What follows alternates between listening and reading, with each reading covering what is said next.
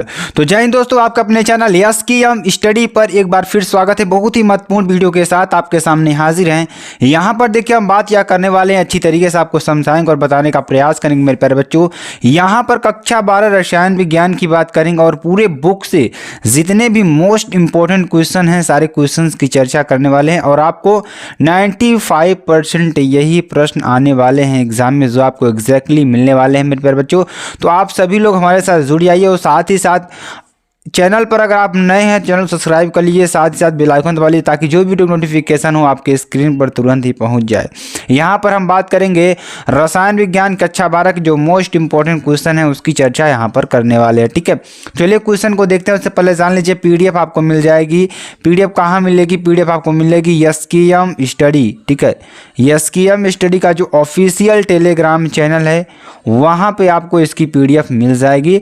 तो सभी लोग वहाँ पर जा करके इसकी पीडीएफ को डाउनलोड करके अच्छी तरीके से अपनी पढ़ाई को और मजबूत बना सकते हैं। ठीक है, क्वेश्चन क्या है देखिए, प्रथम कोट की अभिक्रिया से आप क्या समझते हैं, उदाहरण द्वारा समझाइए। तो प्रथम कोट की अभिक्रिया से आप क्या समझते हैं, इसको उदाहरण द्वारा आपको समझाना है। ठीक है, तो चलिए इसको समझाते हैं और आपको अच्छी तरीके से बताने का प्रयास करते हैं। यहाँ पर देखिए जो प्रथम कोट की अभिक्रिया है, कौन सी प्रथम कोट की जो अभिक्रिया है वह क्या होती है?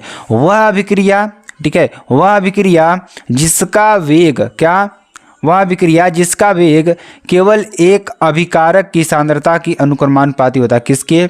वह अभिक्रिया जिसका वेग केवल एक अभिकारक की, ठीक है, किसके? एक अभिकारक की सांद्रता के अभिकारक का मतलब क्या? देखिए एक ए प्रोडक्ट है, ए प्रोडक्ट कुछ क्रिया करके बी प्रोडक्ट बनाता है। ठीक है, तो ये हमारा क्या होता है? अभिकारक होता है। क्या होता है? अभिकारक होता है। ठीक है, ये हमारा क्या होता है? अभिकारक होता है। ये हमारा क्या होता है? उत्पाद होता है। क्या होता है? उत्पाद होता है। ठीक है, तो इस तरफ आपको अभिकारक मिलेगा, इधर आपको उत्पाद मिलेगा। ठीक है, तो ये चीज़ आपको डिफरेंस थोड़ा अच्छी तरीके से समझ में आना चाहिए। तो क्या कर रहा है कि वह अभिक्रिया जिसका वेग केवल एक अभिकारक की सांद्रता की अनुक्रमानुपाती होता है प्रथम कोट की अभिक्रिया कहलाती है। तो यहाँ पर देखिए अभिकारक हो गया, उत्पाद हो गया, यानी अभिकारक क्या होना चाहिए? केवल एक होना चाहिए आपका। ठीक है, उदाहरण तौर पर अगर हम देखेंगे तो निम्नलिखित अभिक्रिया में केवल शक्कर के अणुओं की सांद्रता परिवर्तित होती है। किसके? जो शक्कर का अणु है एक तरीके से इसकी सांद्रता केवल परिवर्तित होगी। इसी को क्या कहेंगे हम? प्रथम कोट की अभिक्रिया कहेंगे। किसका क्या कहेंगे इसको? जो इसकी अभिक्रिया जब हम तन में Cl या H2SO4 की उपस्थिति में कराते हैं तो बनता क्या है हमारा? C6H12O6 बनेगा, जिसे आप ग्लूकोज कहते हैं, प्लस C6H12O6 जिसे आप क्या कहते हैं? फ्रक्टोज कहते हैं। तो ये बहुत ही इंपॉर्टेंट चीज़ आपके लिए। चलिए आगे आपको बताते हैं। आगे देखिए जो प्रथम कोट की अभिक्रिया का समीकरण होता है क्या होता है हमारा? के बराबर क्या होता है? ध्यान दीजिएगा 2.303 अपान टी इंटू लॉग ए अपान ए माइनस एक्स बेस 10। ठीक है, ये आपका होता है। तो जहाँ ए क्या है? अभिकारक की प्रारंभिक सांद्रता है। क्या जो ए है हमारा क्या है? अभिकारक की प्रारंभिक सांद्रता है ए माइनस एक्स। समय टी पर सांद्रता है, ये क्या है? समय टी पर क्या है? इसकी सांद्रता है। ठीक है, तो चलिए यहाँ पर देखेंगे लक्षण, इसको देखते हैं। लक्षण देखिए, प्रथम कोट की जो अभिक्रिया होती है, प्रथम कोट की अभिक्रिया के वेग स्थिरांक के का मान, मान लीजिए इसके जो वेग स्थिरांक के का मान है वह अभिकारक की सांद्रता की इकाई पर निर्भर नहीं करता। किस पर? अभिकारक की जो सांद्रता है सांद्रता की इकाई पर निर्भर नहीं करता है, यह केवल समय के इकाई पर निर्भर करता है। किसके इकाई पर? समय के इकाई पर निर्भर करता है। दूसरा नंबर देखिए, दूसरा नंबर क्या हो जाएगा? इस अभिक्रिया के लिए log a माइनस एक्स और t के मध्य ग्राफ खींचने पर, किसके मध्य? log a माइनस एक्स और t के मध्य ग्राफ खींचने पर एक सरल रेखा प्राप्त होती है। क्या प्राप्त होती है? एक सरल रेखा प्राप्त होती है जिसका ढाल क्या होता है? माइनस के अपान 2.303 है। क्या है? जिसका ढाल क्या है? माइनस के अपान 2.303 है। ठीक है, ये आपका हो जाएगा। चलिए आगे देखिए, प्रथम कोट की जो अभिक्रिया होती है, प्रथम कोट की अभिक्रिया का जो अर्ध आयुकाल है अभिकारकों के प्रारंभिक सांद्रता पर निर्भर नहीं करता। किस पर? जो प्रथम कोट की अभिक्रिया का जो अर्ध आयुकाल है वह अभिकारकों के प्रारंभिक सांद्रता पर निर्भर नहीं करता है। ठीक है, चलिए आगे आपको बताते हैं। यहाँ पर देखिए अभिक्रिया के पूर्ण होने में अनंत समय लगता है। कितना? अनंत समय लगता है। ठीक है, जो अभिक्रिया है उसके पूर्ण होने में क्या लगता है? अनंत समय लगता है। ठीक है, अब देखिए अभिकारक की जो सांद्रता है, अभिकारक की सांद्रता n गुना बढ़ाने पर, जो अभिकारक की सांद्रता है n गुना बढ़ाने पर अभिक्रिया का वेग भी n गुना बढ़ जाता है। कितना? जो अभिकारक की सांद्रता है अगर n गुना हम बढ़ाएंगे तो अभिक्रिया का वेग भी कितना बढ़ जाता है? n गुना बढ़ जाता है। ठीक है, चलिए अगला देखिए। अगला क्या है हमारा? अमोनिया बनाने की, कौन सी? अमोनिया बनाने की प्रयोगशाला विधि का रासायनिक समीकरण लिखिए। ठीक है, तो क्या बनाने की? अमोनिया बनाने की प्रयोगशाला विधि का रासायनिक समीकरण आपको लिखना है। अमोनिया की किन्हीं दो अभिक्रियाओं के रासायनिक समीकरण लिखिए। किसके? अमोनिया की किन्हीं दो अभिक्रियाओं के रासायनिक समीकरण आपको लिखना है। तो यहाँ पर ध्यान दीजिएगा, अमोनिया बनाने की प्रयोगशाला विधि क्या होगी? प्रयोगशाला में अमोनिया गैस जो होती है अमोनियम क्लोराइड को, ठीक है, किसको? अमोनियम क्लोराइड को बुझे हुए चूने के साथ, किसके साथ? बुझे हुए, ठीक है, किसे? ध्यान दीजिएगा यहाँ पर प्रयोगशाला में अमोनिया गैस अमोनियम क्लोराइड को बुझे हुए चूने के साथ गर्म करके बनाई जाती है। किसके साथ? बुझे हुए गर्म चूने के साथ बनाई जाती है। ठीक है, यहाँ पर देखिए 2NH4Cl प्लस CaOH का होल ट्वाइस, ये क्या है? कैल्शियम हाइड्रोक्साइड होता है, ये हमारा अमोनियम क्लोराइड होता है, ये बुझा हुआ क्या है? चूना है। ठीक है, इसको जब हम गर्म करते हैं तो क्या बनता है? कैल्शियम क्लोराइड बनता है CaCl2 प्लस 2NH3, जिससे क्या बनता है? अमोनिया बनता है। क्या बनता है? अमोनिया बनता है प्लस 2H2O जल बनता है। ठीक है, ये आपका हो जाएगा। चलिए अगला देखिए, AgCl के साथ क्रिया, किसके साथ? AgCl के साथ क्रिया करेंगे। देखिए ध्यान दीजिएगा, जब 2NH3 प्लस AgCl के साथ क्रिया करेगा तो क्या बनाएगा? ध्यान दीजिएगा, AgNH3 का होल ट्वाइस की power plus plus Cl minus diamine और क्लोराइड बनेगा। ठीक है, तो Cl2 के साथ जो अभिक्रिया होगी यहाँ पर देखिए क्या बनेगा?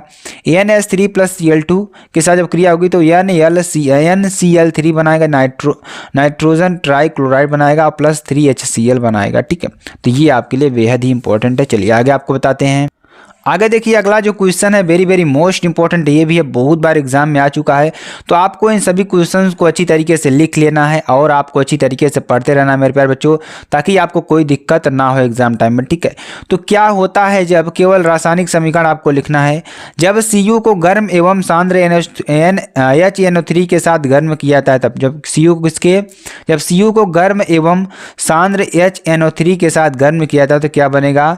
ध्यान दीजिएगा, ठंडे तथा तनु OH विलयन में Cl2 गैस प्रवाहित करते हैं तब क्या होगा? ध्यान दीजिएगा, तो पहला देखिए क्या है? Cu को गर्म एवं सांद्र HNO3 के साथ गर्म किया जाता है तो क्या बनेगा? Cu प्लस 4HNO3 क्रिया करे क्या बनाएगा? CuNO3 का whole twice plus 2NO2 plus 2H2O बनेगा। ठीक है, और यहाँ पर देखिए दूसरा नंबर क्या है? ठंडे तथा तनु NOH विलयन में Cl2 गैस प्रवाहित करते हैं तो क्या बनेगा? 2NaOH plus Cl2। ठीक है, तो यहाँ पे क्या बनेगा? NaCl plus NaClO plus H2O बनेगा। ठीक है, ये आपका याद कर लेना है। चलिए अगला देखिए, अगला क्वेश्चन बहुत ही इंपॉर्टेंट ये भी है, निम्न में से कौन सा यौगिक, ऐसा कौन सा यौगिक है जो काइनेजारो अभिक्रिया नहीं देता है? ऐसा कौन सा यौगिक इसमें आपको मिलेगा जो काइनेजारो अभिक्रिया नहीं देता है? HCO, CH3CH2CHO या CCl3CHO या CS3 का होल थ्राइस CCHO। तो यहाँ पर अगर आंसर की बात करें मेरे प्यारे बच्चों तो इसका आंसर हो जाएगा CH3CH2CHO। ये आपको काइनेजारो अभिक्रिया नहीं देगा। ठीक है, चलिए अगला क्वेश्चन देखिए, जल अपघटन पर बेंजेमाइड बनाता है। जल अपघटन जब होता है तो बेंजेमाइड क्या बनाता है? बेंजल्डिहाइड, बेंजोइक अम्ल, एथिल बेंजोएट या एथेनॉल। तो यहाँ पर अगर आंसर की बात करेंगे आंसर क्या हो जाएगा? बेंजोइक अम्ल। क्या हो जाएगा?